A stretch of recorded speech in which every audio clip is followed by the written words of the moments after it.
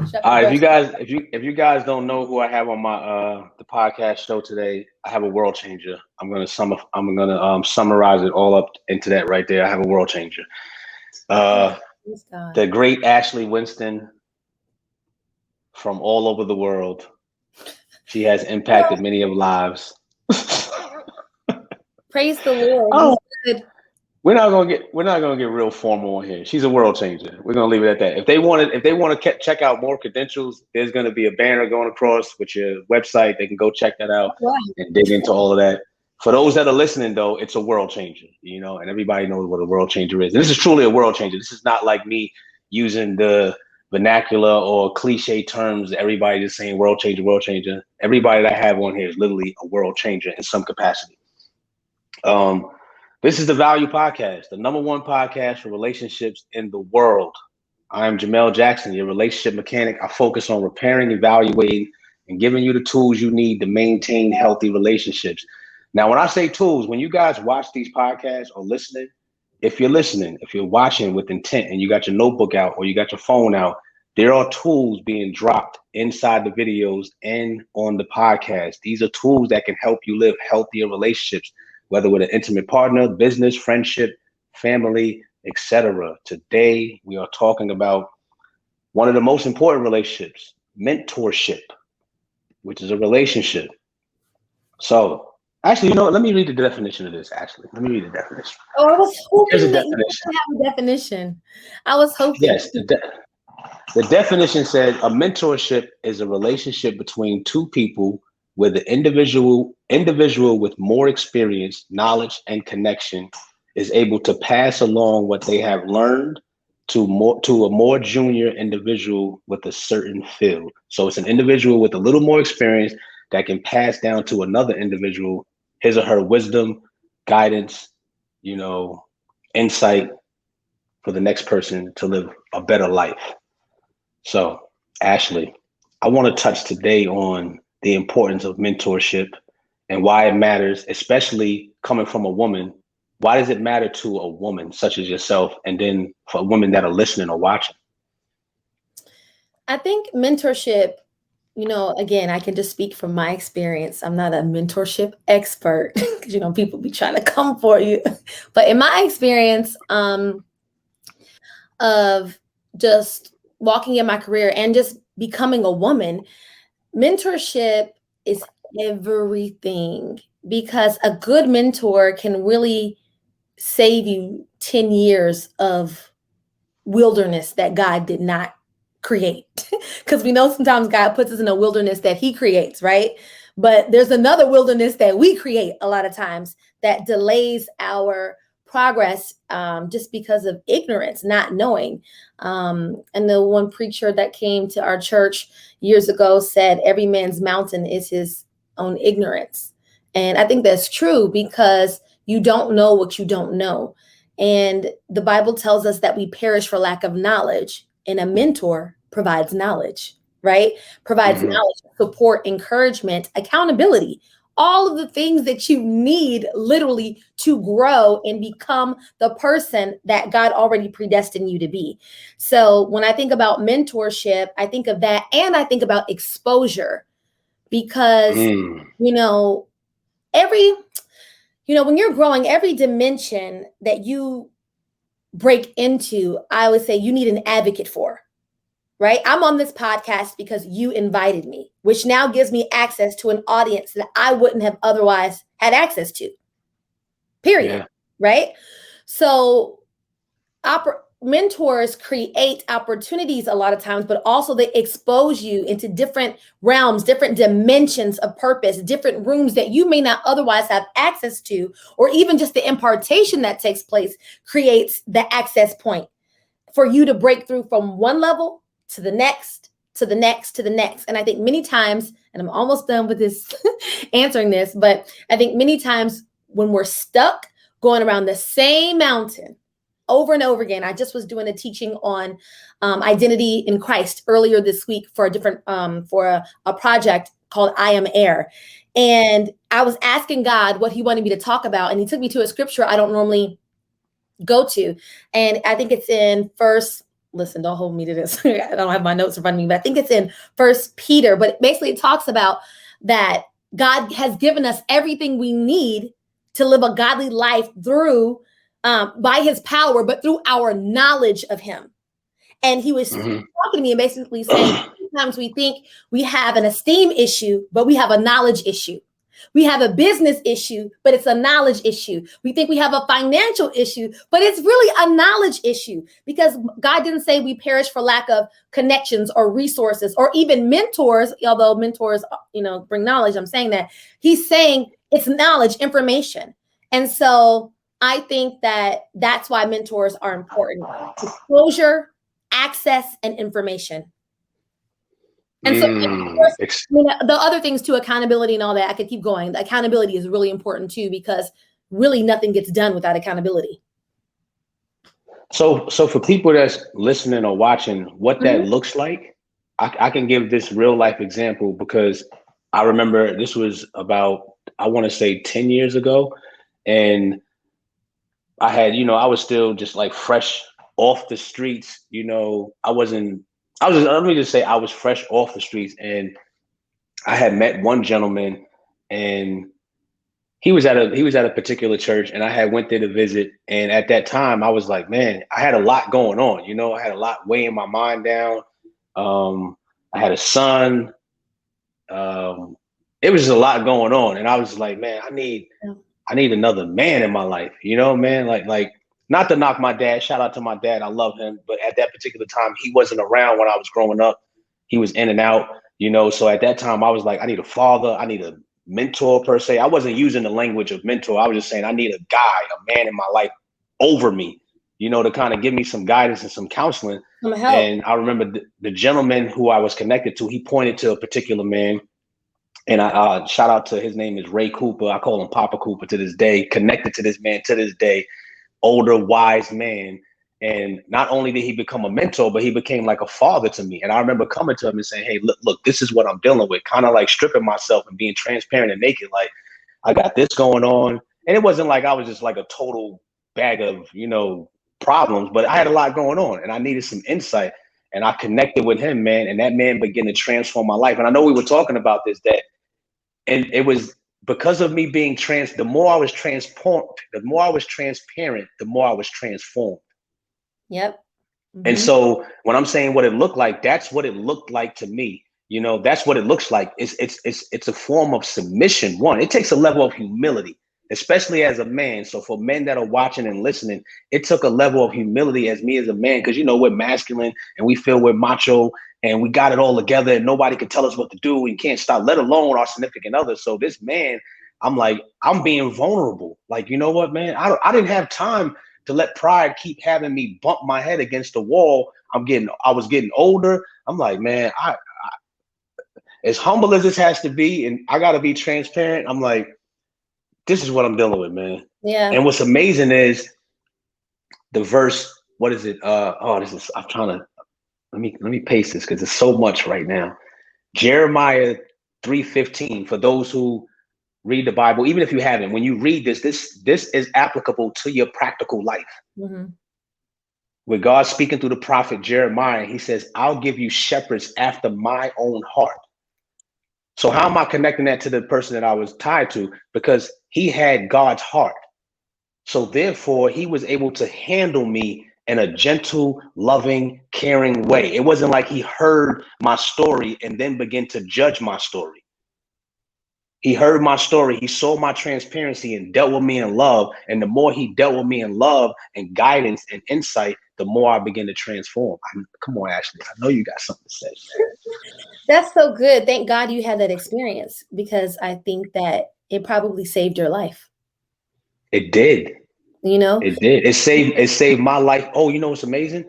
Oh, we're going to throw around this word mentorship a lot just for the society we live in today, because I know that's the verbiage that they use. It saved my life, and then it saved the life of people connected to me at that present moment and this future moment that we're in. Yes, that's so I couldn't see that. But Yeah, Yeah, go because ahead. we're right. Because at that time, like, when you're in your early 20s, you're just trying to figure something out. Literally, you trying to make it work, figure something out, just make it. And so you're not really thinking so much futuristically about everybody that's connected to you and how they are impacted by your decisions and your day-to-day actions and, all of those different things, just your behaviors in general. And I was as you were speaking, I was trying to pull out things to bring back. But one of the things you touched on that I think is so important, you said you had to be humble, humility, right? And I think sometimes we want mentors, it's kind of a catchy word. I don't know what the slang way, the popular way to say it now. It's a hot word, whatever. Mentor, I have a mentor, I have a mentor for this, I have a mentor for that. But I think it's important to become the person that can be mentored. We always Mm, talk about, is the mentor qualified? Is the mentor this? Is the mentor that? But how they say when the student is ready, the teacher appears, or something like that. I think it's mm-hmm, important to really find out and discover, are you coachable? Are you mentorable? And not just by, right, somebody that is above you, but there's also like peer-to-peer mentorship. I think also when we think of mentorship, we think of this like perfect person sometimes who's older than us, that's so wise, that has all this experience. But I think we forget that mentorship, or the best mentors I've ever had, are mentors who also are learning. When I used to work in the schools, I worked in Chicago public, well, not just Chicago public schools, but schools all over for like 15 years, going in and doing different types of leadership development, character development, arts education stuff. And I remember that when I was eventually, my career went from me working directly with students to training educators, and I would train them on my methods of engaging youth, right? Because the youth, they were like turning around, and then those methods I went from working with teachers to then working with like school districts and doing like trainings for entire school districts. And one of the things I always emphasized and talked about was to teach as the student. Right? I mm-hmm, think sometimes we think the person just has all the information, but the best teachers are learners. The best mentors mm-hmm, are learners, and they recognize that there's an exchange that's happening there. So, mm-hmm, oh, mm-hmm, well, how do I bring that back to what you said? That requires humility on both sides. The willingness to yield to the expertise of somebody else, the experiences of somebody else, the style in which somebody else actually mentors, you know mm-hmm. that requires humility. It requires you to be coachable. And so I think sometimes that's where we have the difficulty, the And submission. here's the deal. Like I said, I'm in the marketplace, and I'm always out in the field dealing with humanity, dealing with women, dealing with men, and of all different ages. But I'm finding that a lot of men, of course, are fatherless. A lot of women are motherless. And so I know we throw around the term mentorship, but even I want to say that a lot of these men need men over them as father figures and mentors, and a lot of women need women over them as mentors and mothers, for guidance and insight. So, as you being a woman, like how does that look to you? Like, do you ever have to experience that where you had to have like another woman, not just hit in a natural sense, but then I want you to connect that spiritual authority as well. Yeah. Yes. So I think I didn't realize how important the spiritual covering was, or the spiritual authority, as you were just saying, was, until I realized that I had like a call on my life, that there was something ministerial about me that was beyond my other gifts and abilities. And I was like, well, I didn't go to ministry school. I don't have any certificates. I don't have any formal training. But yet God is calling me into this. And I was scared for sure. Like, what are people going to say, especially the church? We can be kind of judgmental, don't you think? Sometimes. And so I really started to seek the Lord then, I guess, about having that spiritual authority. Prior to that, I had some mentorships when I was in graduate school.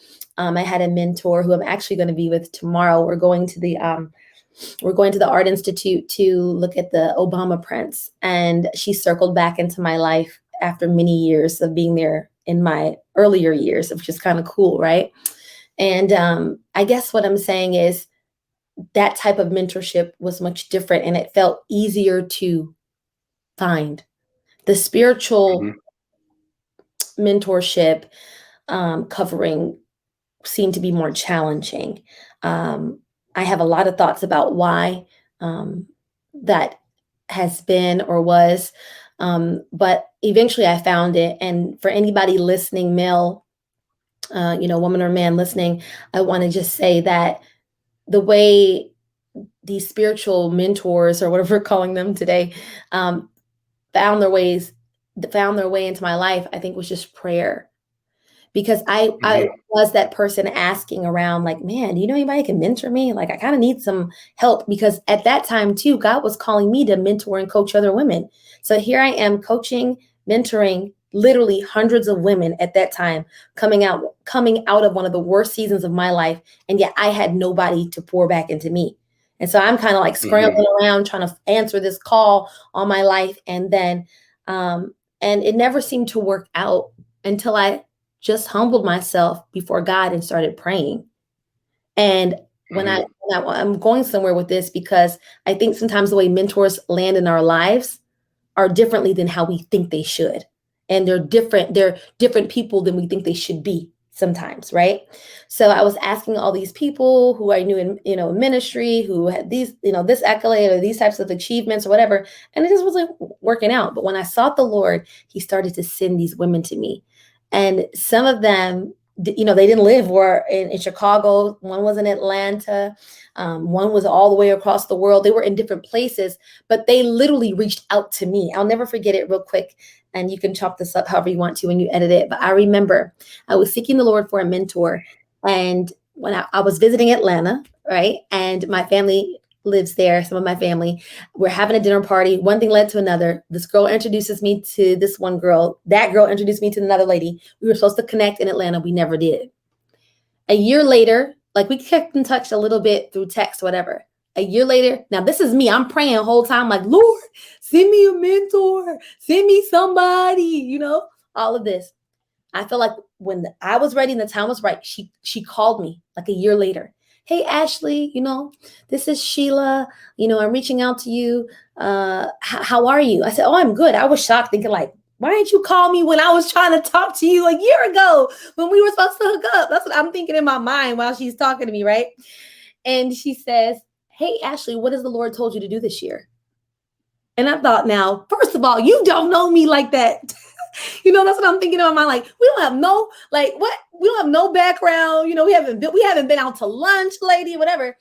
But I knew deep down something was about to take, like, there was a shift happening, if that makes sense. Like, it was time. She just appeared. I had been praying and God had already been speaking to me. So all of that to say, God sent the women. And I think in different seasons of your life, he sends who you need for the season or for the lifetime. But you have to be able to discern that, because it might not come in the package you thought. They might not be the age you thought. They might not have the achievements you thought, live in the city you thought, have the gifts. They might not be as gifted as you think they should be, but they're who God chose, because they are equipped. They are equipped to support, to pour into you, and to cover you in the way that you need he's called you to be. So that's good. And that's good. And I like that you painted that picture and that story, because when you were saying you sought the Lord, or you were seeking the Lord, for a woman or a man that's listening or watching, what that simply is ask. And when you ask, be prepared for your answer. And that asking doesn't have to be deep. It could be, God, here's where I'm at. That's how I asked. I was like, God, here's where I'm at. Here's what I got going on. First of all, you got to be transparent with God. Like, he already knows everything, but don't try to come to him haphazard, like, God, I think I need some help with my finances. And I think God, my this area of my life is jacked up, man.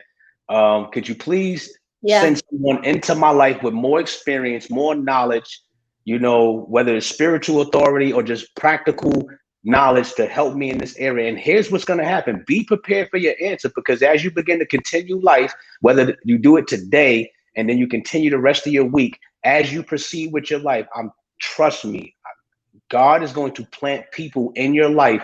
It may be somebody, like I said, you might meet somebody while you're out grocery shopping. And then the woman is like, oh, I like those peaches too. Say if you're another woman and you're like, oh yeah. And then next thing you know, there's this connection that happens. And she's like, you know what? Have you ever thought, boom, boom, boom? And then you receive it and go, oh my God, I was just questioning about my finances. I was just questioning about my relationship. I was just questioning about my family and how I couldn't handle this, that, and the third. And now somebody's been planted in your life, and then the seeds planted, the shepherd per se is there.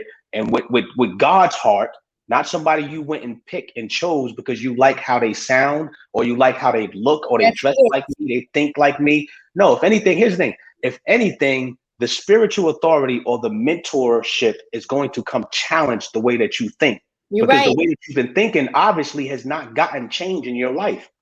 You may be able to change some portion of your life, but the areas that you cannot change, and the inability that you have and the handicap you have in that area of your continual studying, and no matter what you did, you got your PhD in that area, but you still just falling short. That's the area where they're going to come and fine tune, because this particular mentor and the spiritual authority has insight for oversight, meaning they can see in your life, and then they can see part of your future and begin to guide you and put margins in there. Like, you know what? I don't think you should take that step.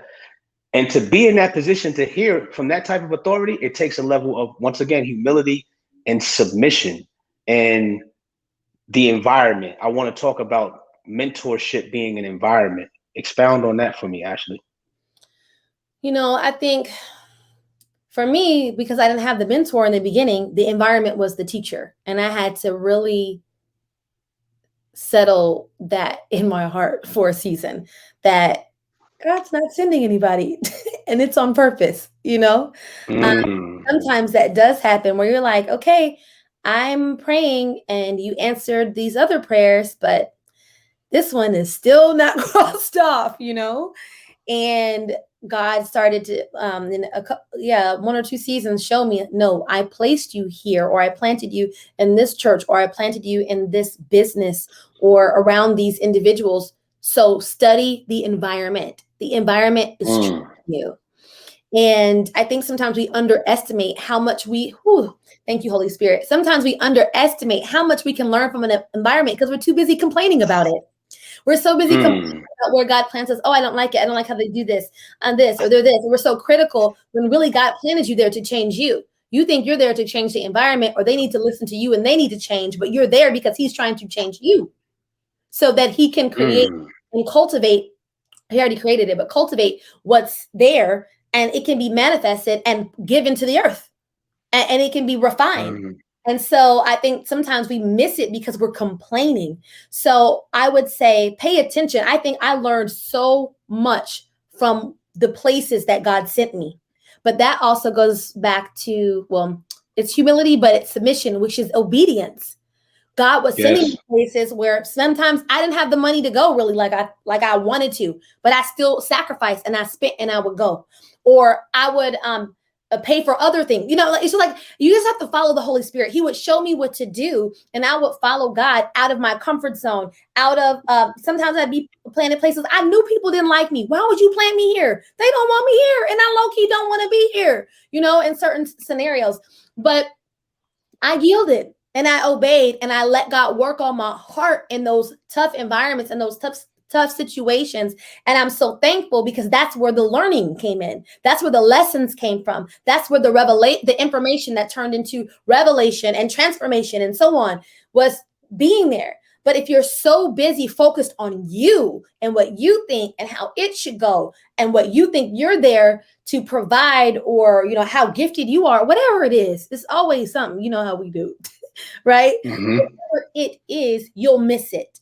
And so I can think of several scenarios. I know where God started teaching me about production. I still don't know yet at this date exactly how that's all playing out, but God planted me in a church that's a mega church that's got a whole production staff. So I'll never forget, one day I was there to serve for, a youth conference, and I'm ready to do my typical, meet and greet the youth. I'd worked in school, so I could do that, talk to the youth when they come in, put the pizza on the plate, hand them their t-shirt. But I remember my pastor at the time was like, hey, can you, I'm like literally walking, like, hey, can you run the spotlight? And I'm like, now this is like the spotlight that you hold and you turn, we were having a rap concert or whatever. And I was like, I don't know how to do that. And I don't want to do that. First of all, right? But I was like, all right, yes, submission, willingness, right? Willingness. I stepped up to the, top, and I worked that spotlight, that whole concert, chasing them rappers, looking back on that now, 6 years later, I basically know how to do everything with production for the most part, right? But it was the environment that taught me. There was not a production mentor that came, was like, Ashley, this is how you work a camera. This is how you do your podcast. This is how the Holy Spirit was a tutor along with the environment. I hope that helps. Let me say this. No, it did help when you were talking about the environment, and a lot of people know this story and watch this movie. If you haven't, go watch the movie, Daniel's son, Karate Kid. So if we want to do like a practical example, we could say Mr. Miyagi at that time was the Holy Spirit or the Spirit of God. Then you have Daniel, and Daniel wants to learn karate. Right. He's asking around. He's asking, I want to learn karate. He's tired of getting jacked up. He's tired of life beating him up. He's tired of, things jamming him up all the time and running into a brick wall. And so he's seeking, or he's searching for this guidance, this mentorship, this fatherly figure, because Daniel didn't have a father. He was single with his mom. They moved to California. He's struggling in that area. And then he meets Mr. Miyagi. And then Mr. Miyagi's giving him this important lesson, the steeple or the highlight of the whole movie. And he's like, I want to learn karate. And Mr. Miyagi gives him the bucket with the sponge. And he says, wash the car. He's like, wash the car, man. I came here to learn karate. God, I came here to get my finances right. Why you got me in this environment? This is not what I want to do. I don't want to hold the light. I don't want to mop the bathroom. I don't want to help set up the chairs. He's like, listen, Mr. Miyagi's like, look, I'm showing you how to do it. You wax on, you wax off. Oh, he was waxing the car. He was waxing the car. Wax on, wax off. And Daniel's like, how is this teaching me karate? The Spirit of God is like, trust me, just keep on doing this right here. And in the midst of him doing that, oh my God, listen, when it was time. Come on, when it was time. When it was time to go back to battle, when it was time to get in that relationship, when it was time to be the wife, when it's time to be the husband. Now, the things that your mentor, especially if he's after God's own heart and he's handling you with love, Mr. Miyagi dealt with Daniel with love. He never said, now listen, Daniel, you need to wax it. He said, no, just wax on, wax off. He's seasoned. Your spiritual authority and your mentors and these father figures and mother figures, they're seasoned. Let me add this in there real quick. I'm gonna add it now, but it's in my head. When you're looking or searching or discerning or trying to have this gut feeling or intuition of who these women or who these men are, look for consistency. They have consistency in their life, not just they have consistency in their character when they come around. Not that they're perfect, but they have consistency in their life and the way that they handle you, the way that they handle their people, the way that they handle. And if it's a relationship, the way that he handles his wife, the way that she handles her husband, is consistency in there. Yeah. And so what Mr. Miyagi had, he had consistency. So he had enough consistency where he was humble enough and loving enough to keep dealing with Daniel in love. And as Daniel's doing it, now when it's time for Daniel to fight these battles again in his life, oh, this is good. It instinctively, help me. Come on. Mr. Miyagi was putting it in him. What he had intuitively, he was putting it inside of Daniel. Mentors just don't put things on you, they put things in you. Literally, deposits. So we live in a society now where people are like, oh, I can put it on you. If they could only put it on you, then I would seek somebody else. They should be able to put it on you, in you, and it should be able to flow through you at the time of your adversity and your challenges. So Daniel's facing adversity and challenge again, and now he's doing the wax on, the wax off. And I got the joint there. So look, he's able to. I've never seen that movie all the way through. I'm gonna watch it this weekend because now I'm curious. So now he's able to combat against the enemy and against enemies that were coming at him previously. And now it's a new type of fight. Now you're not able just to knock down. Now you're not able to leave me my finances crippled. You're not able to cripple my relationship. You're not able to cripple my family. You're not able to cripple my children. You're not able to cripple my community because I got with somebody who was wiser.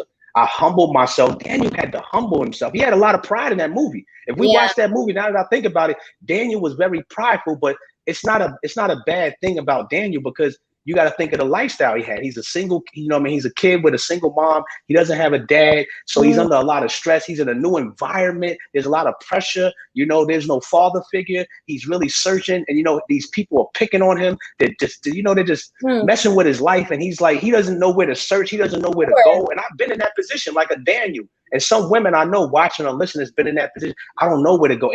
Daniel had family. He had a mom, but his mom, listen, men, women, there's women that have moms. You got grandmom, but she was only able to offer so much insight. She only had insight, not oversight.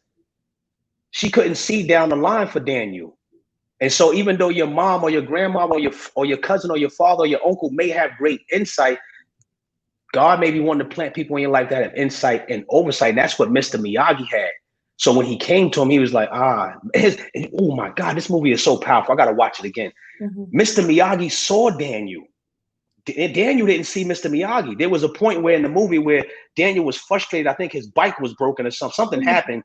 And he was blaming on his bike. He's kicking his bike. He's saying this stupid bike. And Mr. Miyagi saw him throwing his bike in the trash. And Mr. Miyagi said, he saw it. He took his bike and he fixed the bike. And then he left the bike for Daniel. And then I forgot how Daniel and Mr. Miyagi end up connecting. And then the story plays out and this level of humility and this mentorship begins to take place. Wow. And Mr. Miyagi put Daniel in a different environment. That access, I'm telling you, and exposure. That is. And let me say this. Even though this is so good too. I encourage you guys to watch the story. I'm going to watch it. I'm going to watch it tonight. No, not the new version either, because here's what it connects to. Daniel had peers, and it's great to have peers, but your peers, it's great to have peers, but it's three levels. I like to say you have someone over you, you have peers next to you, and then someone under you. Not like they're beneath you, but a mentee or somebody that you're pouring into. Yes. Somebody's pouring into you. You're sharpening yourself or developing yourself with your peers, and then you're pouring into somebody else. And when I say your peers, you're sharpening yourself. Make sure you're sharpening yourself and they're not dulling your blade. That's because you could have people that's connected close to you, your friends, that's my homegirl, that's my homeboy, but are they sharpening you? Or when you rub iron, I always say iron. Exactly. Grass does not sharpen iron. Period. Exactly. Am I rubbing against you? Grass, though. We like grass because we don't have to get sharp. We don't have to feel that discomfort. So that's key. That is key. You know what occurred, and I want to shift gears into this word. What occurred in Daniel's life in that movie and many of our lives, what you cannot buy. You cannot buy this right here. You can't purchase this. You can't purchase this in the store. You can't go online and download this. You cannot go to mom and dad and get it out the garage or get it out uncle such and such's cupboard. You can't go to auntie's house and find it in the yard where she grows her vegetables. You cannot buy, purchase, or have this passed down to you. This thing right here, you have to practice this. This is discipline. And you had to have a level of discipline to even receive from Mr. Miyagi. You have to have a level of discipline to receive from these motherly figures or father figures or mentors that's placed over your life, because they're going to tell you things that you don't like. Mr. Miyagi was like, look, wax on, wax off. I don't like this, Daniel's like, what are you talking about? This doesn't apply to my purpose. I came to learn karate. I came to learn about my finances. What do you mean do this? And what do you mean make my bed? What does it have to do with my finances? You know what? When I think about that and the discipline, I think, yes, there's a discipline to listen, but I think the discipline comes in as it relates to what you need to do. There's a discipline to do, because what mentorship does, it gives you something to do. But if you don't bring that task back, you don't bring that assignment back done, you don't really want to be mentored. I think that happens a lot of times. I know in my own life when I was like mentoring women, I'm like, don't waste my time.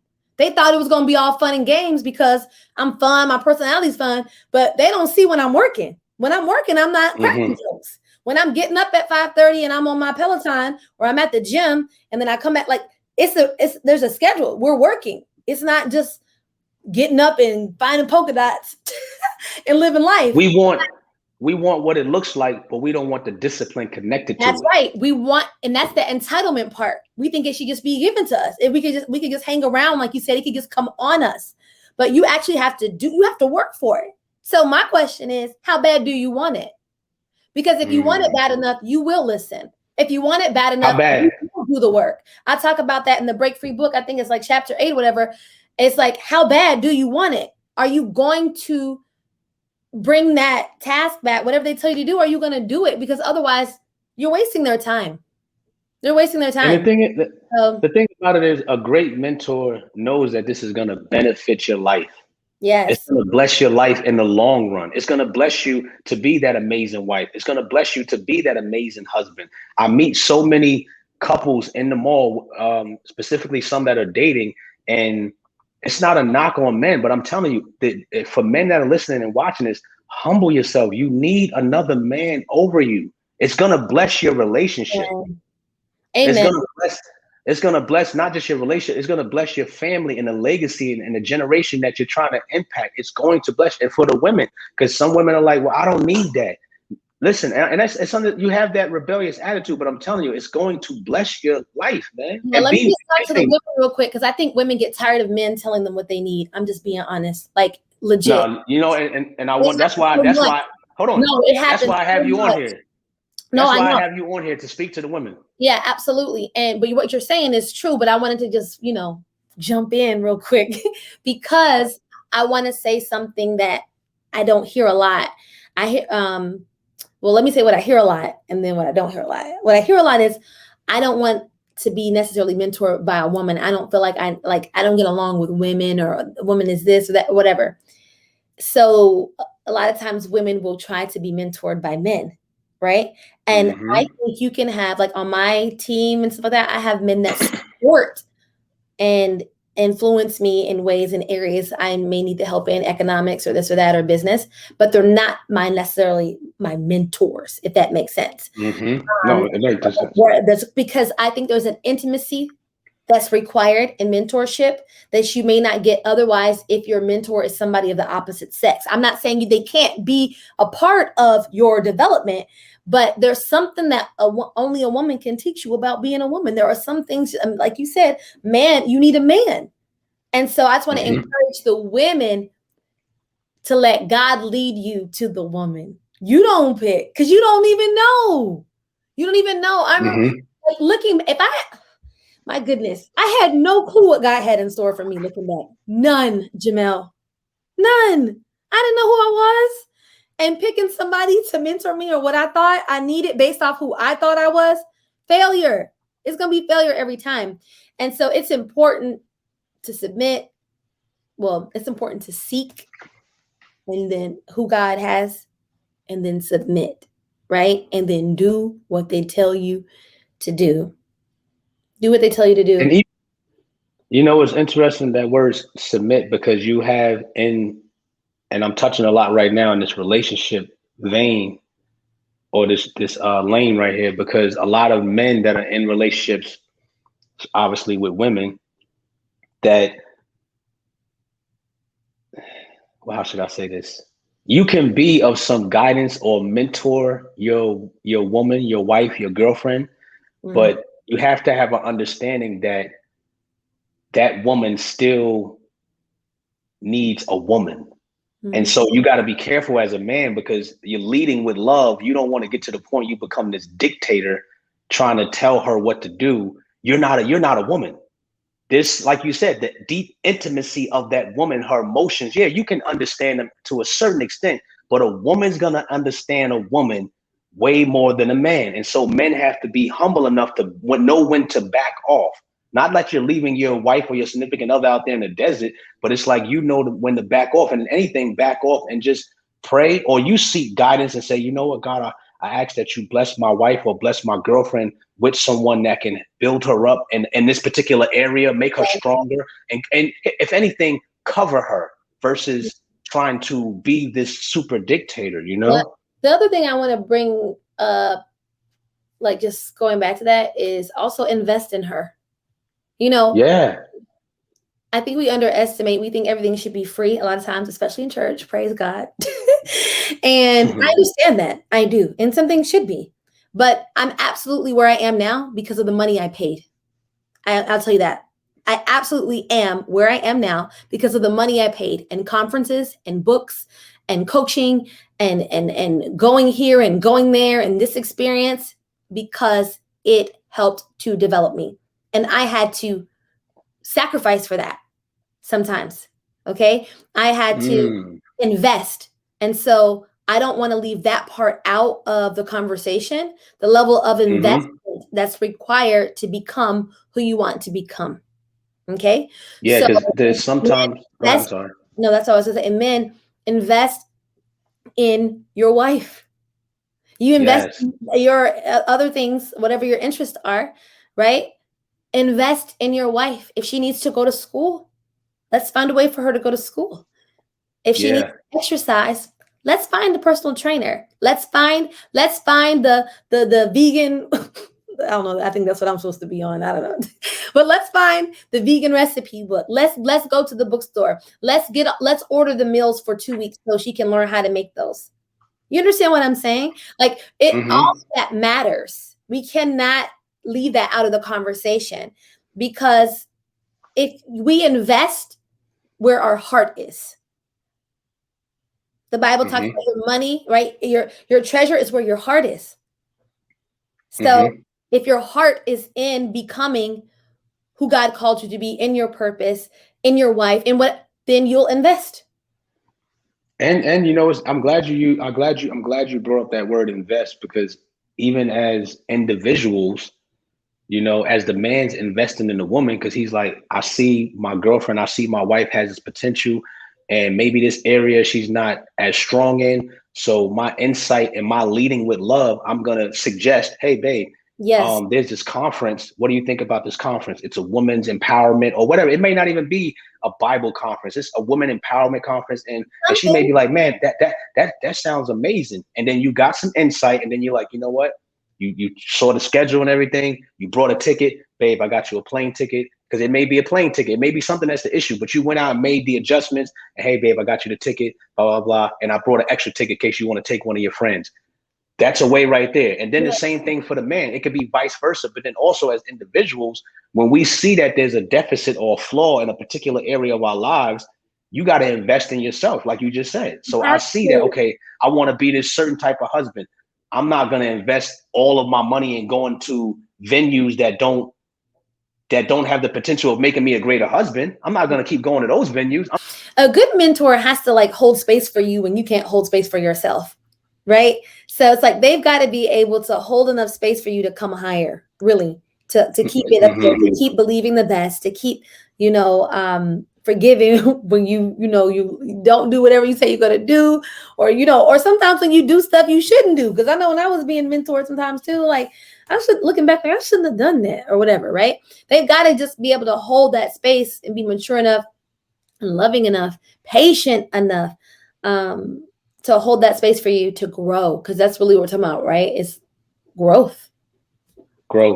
And I want to, before we close, and I want to touch back on that word, transparent. Please, you guys, it's first that humility that produces you to be transparent enough to be transformed. Because the more you're transparent with these people that God places in your life, the more you are transformed. The more you're here's the thing, and the more you're transparent with God, the more you're transparent and honest with yourself, and being like, you know what? Nobody's around. It's just you and yourself in the shower, in the room, in the park, wherever. You know what? This particular area of my life could use some grooming. Yeah. God, help me in this area. And I know, to anybody listening right now, I know how hard that can be. It takes, I think one of the hardest things to do is to confront yourself about anything. It takes courage. And I just want to encourage you to take courage and do it, because life will just keep passing you by, and nobody wants to be stuck, in the same place, going around those same mountains year after year, when you can absolutely grow and defeat them. Mm-hmm. Right? That's what was happening with me. Over them. Mm. I was watching one life is passing you by, and maybe your peers that you might not be connected to no more, you're seeing them excel in life. Mm. And you know what it takes to excel, but then again, it takes this transparency and honesty with yourself to confront yourself and say, you know what? I'm done with having my body this way. I'm done with having my mind this way. I'm done with having my finances this way. Yes. I realize it's going to take some time. It's going to take some effort. It's not going to be instant. It took years for me to get in this position. It may take a few months or a few years to get out of this position. And I'm ready right now. Here's the thing. Some of us may have to get frustrated enough. Or my mom used to say, there comes a point where you'll get sick and tired of being sick and tired. It's so funny. I was going to say that too, because my pastor always says, until you get tired enough, you're not going to really go get it. You're not going to. So sometimes it does take that. And I like what you said, though. You're basically saying you have to make a decision. Growth is a decision. Mm-hmm. I think sometimes we think growth is just going to happen to us. Wealth is going to happen to us. We're going to have these great relationships are going to happen to us. But each day you are either making decisions that move you towards becoming the person you were always meant to be, the person you believe you are in your heart, or you're not. And every decision counts. I don't know if you've heard this before. I know I have, and they probably put a bazillion posts on there, repost it, whatever. But it says your thoughts become your words become your actions become your habits, and your habits determine your life. A good mentor helps you create new habits. They hold space for you to create, but it starts with your thoughts. They get new thinking. Then you speak different. Then you act different. Then it becomes your new normal. Mm-hmm. I remember a time in my life, I never worked out. I didn't even desire to work out. Had something happen, one thing led to another, had this experience, been working out ever since. Something changed. I was able to share my struggle, how I felt about my body, how I felt about the foods. I was transparent. And that transparent conversation and those moments, like you said, along with me doing the work, transformed me. Literally, not just my body, but me, my mind, how I thought about myself, how I felt about myself, right? I learned to honor my body, understanding my body was a gift. How do you treat things given? How do you steward this? Right? I got a revelation about it. And I just want to encourage anybody who's listening, to be patient with yourself, because it's not overnight. A lot of times we see people, it looks like they have overnight success. But when you dig deep down into the story, you see years of hard work, years of perseverance, years of course correction, years of ups and downs that made them become who they are today. And none of us are exempt from that process that leads to the promise. None of us are. And so be patient with yourself, but also be honest. Be honest with yourself about where you are today, because the only way you can get to where you're going is if you're honest about where you are right now. That's the only way you can follow the map. You can't get to the mall and you in one place. You know what I'm saying? You got to follow the course based off where you are today, which means you have to be honest about where you are. And one of the things, I know we're wrapping up, final things I wanted to say was that when a mentor shows up in your life, honor them. Honor them. There's a lot of things those people could be doing. They don't have to be doing it with you. Most mentors are successful people. Would you agree? They have accomplished something and they got stuff to do. Honor the people that God sends into your life to help you level up, and listen to them, because they're there because they know something you don't know, but they're sharing it with you to help you. I think sometimes we get so hurt because we have pride, because maybe they tell us something we haven't heard about before ourselves. Like, nobody ever told me that before. Nobody said I'm like that, or I haven't heard that. Well, they also are not that mentor who maybe has achieved whatever. Like, you have to think about who you've had around you, who's been talking to you, because a lot of times when you tap into that next dimension, that next level of success, and you get that mentor, that next level, they're going to tell you some stuff you ain't heard before. Yes, they are. They're going to tell you to do some stuff you haven't done. I know I was yesterday when we were just briefing before getting on, I was talking about one of the guys that's on my team, and he's not my mentor necessarily, right? But he is a voice of influence in my life that I go to for specific things as it relates to economics and business. And every time I talk to him, I feel like I have to take a nap because he tells me something I don't want to hear, and he gives me something to do that I don't feel like I can do, or that I have the resources to do, or that I have the know-how or the drive or the energy to do. And it's frustrating. It's so sometimes to tears. I've talked to him before, and I'm like, oh my God, I don't even know what these words mean. I had to go get the dictionary to literally break down what you taught me today, right? And we laugh about it. But you know what? I take that nap and I get up and I go get that dictionary. Yes, I do. I go get that dictionary and I look up those words, those wealth words. That's what I'm gonna call them. Look those words up, and I look up the industry language, and I look those things up, and I start taking the baby steps where I am.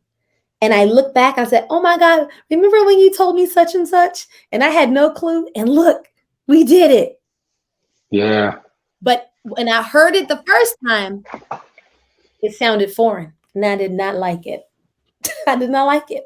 So just keep that in mind. They're going to tell you some stuff about yourself that you've never heard. And they're going to tell you some stuff you don't like. But it doesn't mean it's not true. Mentorship will move you. Fathership, mothership, I know those aren't words. They will move you out of your comfort zone.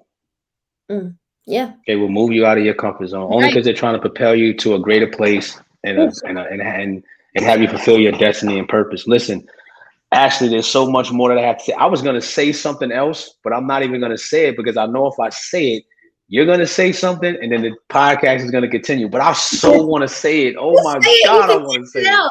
It may help someone. Just say it because I just went somewhere on that last one. I was thinking about but when you said what you said, I heard something because you were talking about how this particular man has a sphere of influence in your life. He's not what you deem one of your mentors that's over you, but he's giving you something that's moving you out of your comfort zone. Yes. And that could be challenging for some of us. But then see the way God deals with my mind, whether people believe it or not, I got to say this, like I think about the biblical stories because the disciples are in their comfort zone. They're in their businesses. One is fishing, one's a tax collector, one's a lawyer, and they're just minding their business. And then this guy comes along. They don't even know this dude. Like, yo, who is this dude right here? Jesus is like, yo, follow me. Come here. I want you. You about to be my mentee. You're about to be my disciple. Another word for mentee. You're about to be a disciple. In that word disciple is discipline. I'm about to show you another level of discipline. He says to one that's fishing, he said, I know you fishing, but come with me. I'm about to make you fishers of men. I'm about to have you. I need you to multiply. I'm about to do something that's going to shift your whole entire world. You thought your business was booming, but when you come under my and come under me, you think your marriage is dope. You think you're come on, man. You think good. As a man, you think you're doing great things. As a woman, you think you're doing great things. And they had peers, they had friends. He said, but look, he chose certain ones and said, follow me. A lot of us are chosen, or like you said, that calling or that call on your life and that unction to that you feel like you're pulled out of your family. That's symbolic of a calling. That's God calling you and saying, look, follow me. Come out of your comfort zone. Somebody, I don't know who this is for. Somebody may have to leave their job. Somebody might have to leave the school that you already applied and you're attending. Yep. Somebody might have to leave a certain state that they're in that's watching or viewing this. Somebody's going to have to leave their comfort zone, a place that's familiar. You can see everything. You can touch everything. You know the route. I know how it goes. I just know it. I know this part right here, but this other part that God's saying, no, follow me. And it's going to be a mentor or someone that comes into your life and says, look, follow me. I know I'm taking you a place you've never been. Is going to require discipline. You're going to become a disciple, and you becoming a disciple is going to help you impact generations and lives that you could not have done if you would have stayed on the side of the shore as a fisherman. If you hadn't decided to go and follow, that is so good, Jamel, what you just said. I'm not going to add a lot to it because I know we're Let's not do it. I want to say one thing, and that is when they decided to go, they were introduced to the next dimension of who they were and their purpose. And if you don't yield to Christ, it is true, and whoever else he sends, you will be stuck on one dimension, on that same dimension, playing small when he has so much more, because otherwise they would have still been at that same level. He changed. It was the same assignment in a way, in a different dimension. Different, right? Listen, you're not, and when you come out of your comfort zone, you're not losing the skills and the knowledge that you gained there. Right. They still kept their fisherman mentality. He still kept the tax collector, the lawyer mentality. But now he's like, no, follow me. I want to have you use this at a greater capacity, because you think that you're using it. You believe that you're using it to your maximum. He's like, no, that you're in your minimum.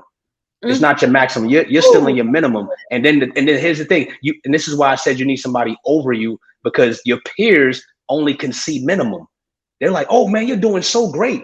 And your mentor is like, no, you could be doing greater.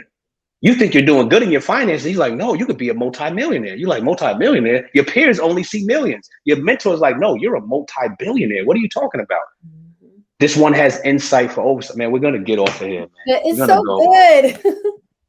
We're not stopping. We're just pausing. We will continue. There will be a part 2. And I'm saying this right now. The part 2 will be in person, and we will have another man and we will have another woman, and we will do it live. I don't know where, but I don't want to do the second one virtual. It has to be in person with another man, another woman, and we're going to continue.